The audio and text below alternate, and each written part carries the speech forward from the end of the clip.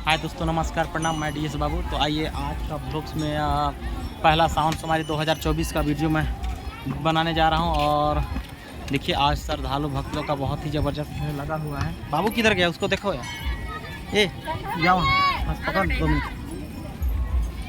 और यहाँ पे जल चढ़ाने के लिए काफ़ी भीड़ भाड़ है और इससे पहले भी भीड़ होता है।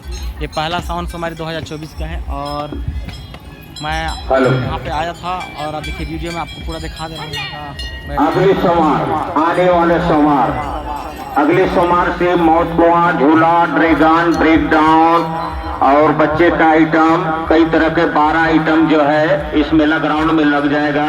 आप लोग के मनोरंजन के लिए आप सभी से निवेदन है कि आप जिस भी ग्राम से हो, जहाँ से भी हो, अपने अगल बगल सभी को सूचित कर दीजिएगा कि अगले सोमवार से मेला को धीरे धीरे सावन मेला बढ़ती की ओर है। तो समिति के द्वारा का आयोजन किया गया है। मौत कुआं, झूला, ब्रेक डाउन, ड्रैगन, बच्चे का आइटम अगले सोमवार से चालू हो जाएगा।